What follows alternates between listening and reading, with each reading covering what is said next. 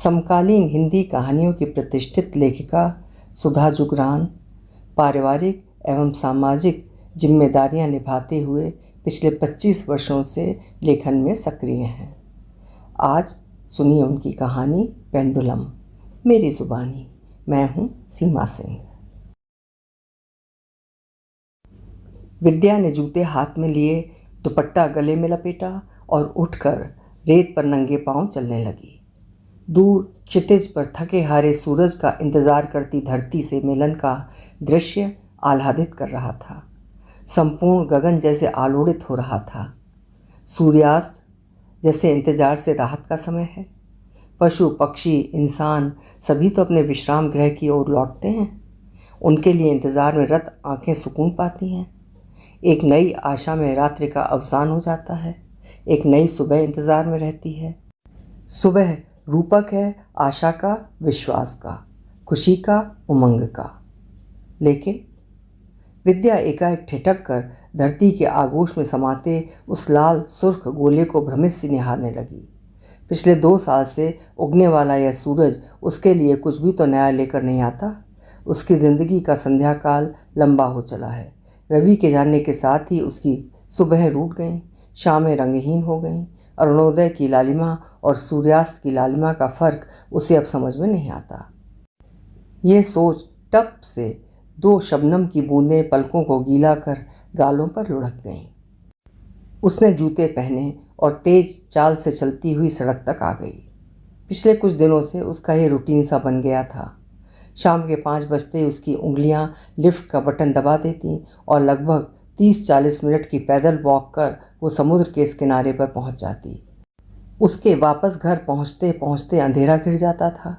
आज भी जब वो घर पहुंची तो अंधेरा घिर आया था। चाय का कप लेकर वो बालकनी में झूले पर बैठ गई। पूरा शहर जगमगाने लगा था। 20-22 दिन पहले ही वो बड़े बेटे के पास से वापस लौटी थी। इस बार लौटना इतना आसान नहीं था, लेकिन वो अपनी सोच पर अटल थी। बड़ा बेटा निमिष दिल्ली व छोटा बेटा नितिन चेन्नई में था। 2 साल पहले ऐसे ही तो एक दिन इसी बालकनी में बैठी रवि का इंतज़ार कर रही थी। रोज़ रवि जब आ जाते तभी वो उनके साथ चाय पीती थी। 2 महीने बाद रवि रिटायर होने वाले थे, लेकिन उस दिन जब रवि लौटे तो स्पंदन विहीन देह के साथ, बिना सांसों की गर्माहट लिए। वो अवाक रह गई। नीचे आई अस्पताल की एम्बुलेंस की आवाज़ सुन उसने सोचा शायद बिल्डिंग में कोई बीमार होगा। लेकिन जब चंद मिनट बाद उसके फ्लैट की घंटी बजी तो उसकी छठी इंद्री ने जागृत हो अनहोनी की सूचना दे दी। धड़कते हृदय से दरवाज़ा खोला तो रवि की खून से सनी देह के साथ ऑफिस के कुछ लोग खड़े थे। उसकी आंखों ने जैसे किसी को पहचाना ही नहीं। संभवतः सामने घटने वाली घटना से वो अनजान है। सामने खड़े लोगों को वो नहीं जानती। रवि के दोस्त ने बाँह पकड़कर उसे सोफे पर बैठा दिया। क्या हुआ? वो घुटे घुटे स्वर में किसी तरह बस इतना ही बोल पाई। भाभी जी, घर आते समय जाने कैसे रवि की कार डिवाइडर पर चढ़कर पलट गई। मैं पीछे ही आ रहा था। उस समय टाइम नहीं था कि आपको सूचित कर पाता।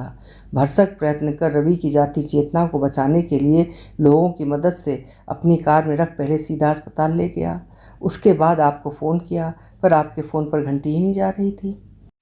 डॉक्टरों ने बहुत कोशिश की, लेकिन उसकी सांसों ने साथ छोड़ दिया। रवि के अभिन्न दोस्त अनिमेष का स्वर कातर हो काँप रहा था, भर्रा रहा था, लेकिन वो रो नहीं पा रही थी। बच्चों को फ़ोन कर दो, बमुश्किल उसने इतना कहा। वो पत्थर सी हो गई थी। बेटे आए, उससे लिपट कर रोए। दोनों बहुओं ने गले लगाया, लेकिन वो जो उस पल पत्थर बनी तो पिघल ही ना पाई। पिघलने के लिए विश्वास आना भी तो आवश्यक था, और उसे तो ये विश्वास ही नहीं आया था ये रवि के जाने का। भूले भटके कोई आंसू पलकों को गीला कर देता। दिल फूट फूट कर रोना चाहता था, पर मन जैसे निष्ठुर बना बैठा था। पिछले 2 साल कैसे बीते पता नहीं। दिल डूबता हुआ लगता, शरीर हर वक्त घबराहट से भरा रहता। बेटों ने उसे अकेला नहीं छोड़ा। अकेले मुंबई के अपने फ्लैट में रहने की उसकी हिम्मत भी न थी। वो पेंडुलम बन गई दिल्ली और चेन्नई के बीच। ज़िंदगी इस कदर बिखरी कि संभलने ही पर ना आई। वो अपनी घबराहट दूर रखने के लिए दवाई खा लेती, लेकिन कितने दिन। एक बेटा उसकी ऐसी हालत देखकर उसे बदलाव के लिए दूसरे के पास छोड़ जाता, दूसरा फिर पहले के पास। पर उसे अकेले इस घर में रहने के लिए नहीं छोड़ते और ना वही लौटने का साहस करती। लेकिन जहाँ भी रहती घर अपना ही याद आता। चेन्नई रहती तो छोटे बेटे बहू का घर लगता, दिल्ली रहती तो बड़े बेटे बहू का घर। उसका अपना घर छूट गया था। उसकी एक दिनचर्या थी जो मुंबई के उस फ्लैट में सांस लेती थी। बेटों के घर में सर्व सुख होते हुए भी न जाने क्या था जो छूटा जा रहा था। एक दिन अपनी बड़ी बहन से फ़ोन पर बात करते उसका स्वर कातर हो गया। मन नहीं लगता दीदी कहीं भी। कैसे लगेगा विद्या? तू उसे साथ लेकर ही कब गई थी? वो तो मुंबई के तेरे घर में ही बंद है ना। फिर भी कोशिश तो करती हूँ ना। कोशिश में सहजता कहाँ से आएगी? ऐसा क्यों होता है दी?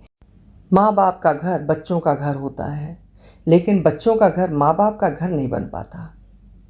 क्या हो गया? तू कभी भी ऐसी नकारात्मक बातें नहीं करती थी। मुझे लगता है विद्या तेरी मनस्थिति ठीक नहीं है, इसलिए। नहीं दी, ऐसी कोई बात नहीं, पर बच्चों के अपने तौर तरीके हैं। वे अपने बच्चों को हमारी तरह से नहीं पालते। उनका कहना है बच्चों को ऑलराउंडर होना चाहिए। कोलू के बैल बन गए हैं आजकल के बच्चे। जो दोनों जॉब करते हैं वे भी बच्चों को बुरी तरह व्यस्त रखते हैं, जो एक नहीं भी करती है वो भी। खाने में भी बच्चों के लिए पौष्टिकता का कोई ध्यान नहीं। रोज़ ऊटपटांग खाना सीख गए हैं। दरअसल किचन में जाना तो किसी को पसंद ही नहीं है ना।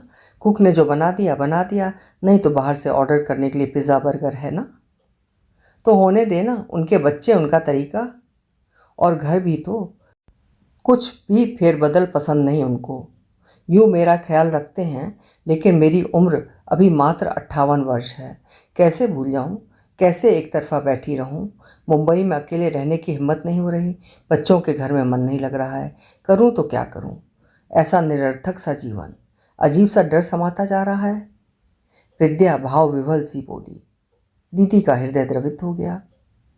जब तक सच की आंख से आंख मिलाकर सामना नहीं करेगी तब तक डर परेशान करता रहेगा। 2 साल होने को आए तो रवि की फ़ोटो तक भी देखने को तैयार नहीं।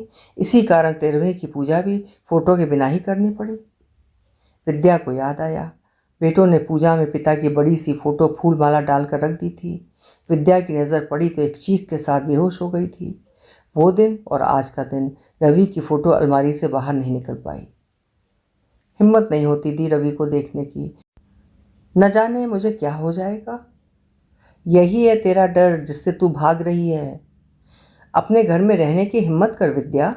रवि अपनी ज़िंदगी जीकर चला गया, तुझे अभी जीनी है। तेरे अंदर का डर तुझे ख़त्म कर देगा। डर फिर चाहे किसी इंसान से हो या भाव से। यदि हम उससे डरते हैं तो वो हम पर हावी होता है, और सामना करते हैं तो हम उस पर हावी हो जाते हैं। आपकी बातों से हिम्मत आती है दी, लेकिन इतना आसान नहीं लगता। तू कोशिश कर तो सही। तू कहेगी तो कुछ दिन के लिए मैं आ जाऊंगी तेरे पास, लेकिन आना तभी जब मन से जीतने की चाह हो। आखिर रहना तो तुझे अकेले ही है। लेकिन ती अकेले रहूंगी कैसे? फिर वही बात, व्यस्त इंसान अकेला हो सकता है, लेकिन उसे अकेलापन नहीं हो सकता। वही तो, कहाँ व्यस्त रखूंगी खुद को? वो रुआंसी सी हो गई। हर समय अकेले में कई ख्याल आकर डराएंगे, फिर कैसे दिन बिताऊंगी? पहले तो अपने दिल से पूछ विद्या कि वो चाहता क्या है। बच्चों के घरों के बीच हमेशा इसी तरह इधर से उधर टोलते रहना, या अपने घर पर अकेले रहना? दोनों रास्ते दुष्कर हो सकते हैं, लेकिन तुझे उस रास्ते पर सुकून की तलाश करनी है जो कम दुष्कर लगे। जवाब में वो चुप रही। एकाएक कोई जवाब नहीं सूझ रहा था। विद्या, क्या तुझे अपनी जड़ों से उखड़ना मंजूर है? जब तू अपना रास्ता ढूंढ लेगी तो संबल कई मिल जाएंगे। तूने पापा से जिद करके कथक नृत्य सीखा था। कविता लिखने का तुझे शौक है। पाक कला में तेरा अभी भी मन रमता है। आज सोशल मीडिया ने कई सशक्त माध्यम प्रदान किए हैं किसी भी शौक को दूसरे तक पहुंचाने के लिए। जब मन से रास्ता ढूंढेगी और उस पर चलना चाहेगी तभी तेरा निर्णय सार्थक होगा। दूसरे की राय इसमें काम नहीं करती है, मात्र एक रोशनी दिखा सकती है बस। बताती हूँ दी सोचकर, कहकर उसने फ़ोन ऑफ कर दिया। उस रात नींद नहीं आई। दीदी की बातें याद कर खुद को समझाती रही।